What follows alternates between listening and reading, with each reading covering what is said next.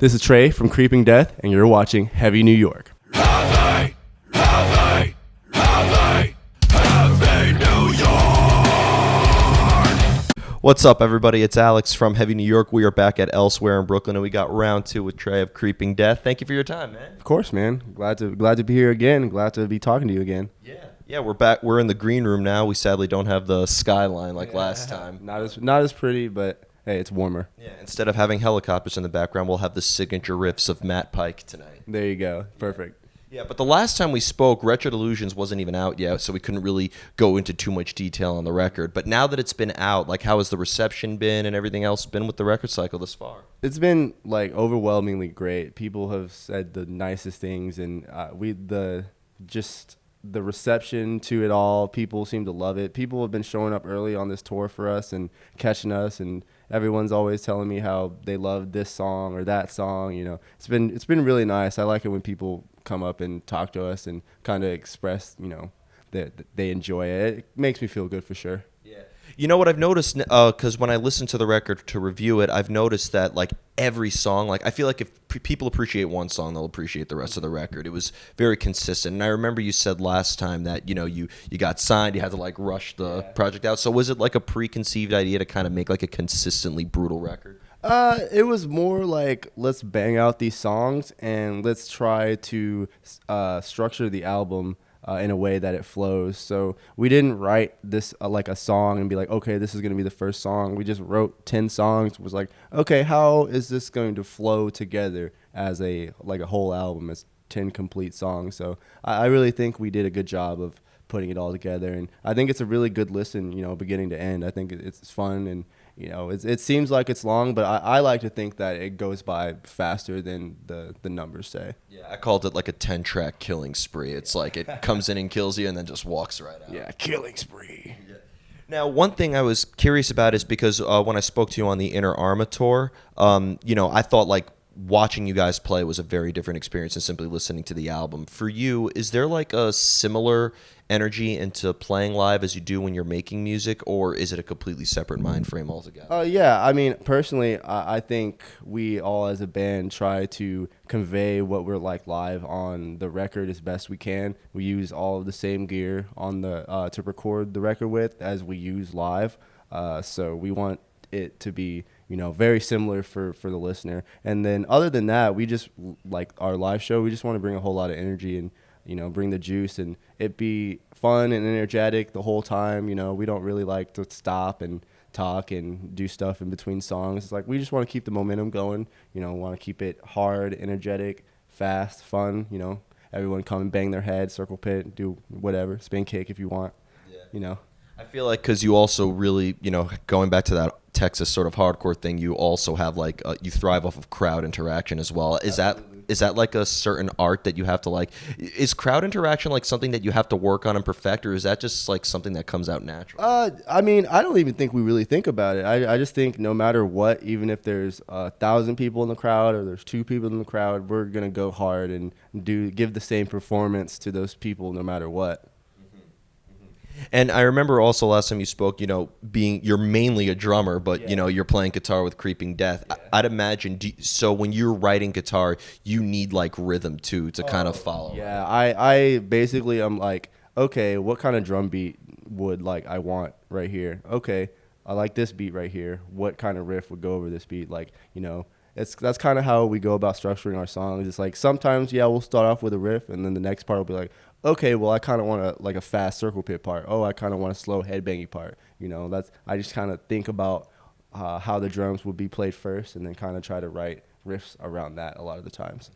Yeah, you know, you're kind of like a death metal Dave Grohl in a way. So, like, when it comes to drumming and guitar playing, is it like almost splitting your mind in two, or maybe like the creative aspect or the fulfillment factor behind it is maybe similar? See, for me, playing and writing guitar is very, like, way more cerebral. I like thinking about it a lot more. You get the payoff is like, oh, it's like I just created this thing. Drums for me, playing drums is like straight energy. I just like beating the shit out of things. Like, so it's kind of two different things that I love for separate reasons, you know. As far as the writing aspect, I always write it like my head is always drum. Like I just think in drumming, like because it's the first instrument. So even when I write guitar, I always tell people like I play guitar like a drummer, I guess. Like as much as you can, you know, I pick the same way I pretty much hold my sticks too. So it's like it's a lot of similarities in both. You should just like when you're like doing those heavy bang riffs, just like play your guitar with a drumstick. Yeah, I'll go steal one of Lincoln's real quick and try that. See how that works. There you go. There you go. When it comes to getting inspired to write, does like an idea come naturally out of nowhere sometimes, or do you kind of have to put yourself in a certain sort of element in order to get into songwriting mode? With Wretched Illusions, we kind of always we were put into that mode because we were all writing together in practice at the same time. So it's like once we go to practice, it's like, all right, practice mode. Let's like write and let's do the thing. When I'm at home and trying to think of riffs, because sometimes in practice we'll just kind of spontaneously come up with stuff. But if we're trying to bring something to the table, a lot of times I just kind of think it's like, okay, in the like the realm of the song, it's like, okay, what is needed in this song will be cool in this song, you know, something like that. I don't really put myself in a certain place or anything like that. I just try to jam. You know, I usually just get stoned as hell and try to write as much as I can. That's kind of my process. Yeah, weed is just as much at this point as gear as it is like the guitar and stuff. Pretty much. Yeah. And speaking of gear, I'm not sure if we remember talking about it last time, but what is like your weapon of choice in terms of guitar to execute your sound? Like in terms of guitars, amps, I don't know if you're using any pedals. Oh, yeah. So my guitar is a LTD EX401 with the floored rose. I've always loved like pointing guitars. Obviously, as a Metallica fan, James Hetfield with the Explorer body. I always kind of gravitate towards those or Flying V's. But my first two guitars, my first one was a Jackson Kelly, another pointing guitar, and this LTD, I love it. It's great. The pickups in it are great. EMG pickups are dope. As far as gear, I still using the 6505. I use a TS9 Tube Screamer, MXR digital delay pedal, noise suppressor, and a tuner. So keep it pretty lean. I like to, the 6505 gives a lot of oomph that you need. So I just kind of try to tighten it up with the pedal. So that's kind of my thing. Damn, keep it simple. Yeah, just keep it simple. If it ain't broke, don't fix it. Yeah. I do not envy Tom Morello's guitar tech with all those pedals. Yeah, couldn't be me. There you go. And I have two more questions for you, but coming from like a hardcore scene, kind of similar to what I asked before, but it does thrive off of crowd interaction and like stage diving, all that stuff. But now that you're playing with High on Fire, you're playing bigger venues. I mean, with barricades for the first time, that was an adjustment for sure at first, like getting used to the barricades. So I was gonna ask, like, because I never got a chance to ask them that, but Vane, they've played like hardcore shows, people are jumping off, but like then they're playing venues like Terminal 5 or Irving Plaza where there's barricades, stricter security. So you mentioned it's like an adjustment. Is it maybe like a different type of experience than if people saw you at St. Vitus versus like to see you tonight? Yeah, probably. I think there's a little bit more of like if you're just sitting there watching with the barricade. I hope people get a little rowdy tonight and tomorrow. That would be sick.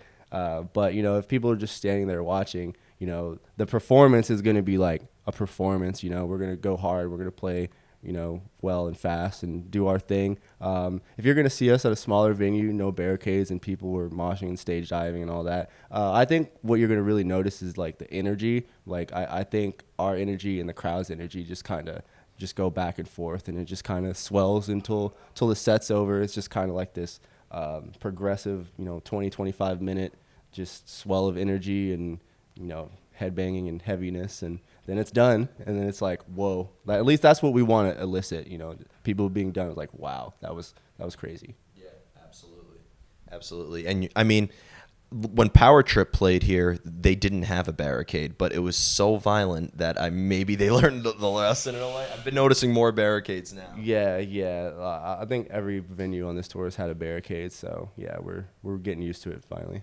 Power Trip didn't have one, and Vane didn't have one when they played here, so you never know. Yeah, maybe. Hey, maybe that would be badass tonight if we got some stage dives and all that stuff. Yeah, people be jumping off, going crazy during your set, and then mellow out a little bit with some stoner action with High on Fire. Oh yeah, definitely. It's sick. I love just getting like we're done, we're opening. It's like we get to put our gear up. I get to relax.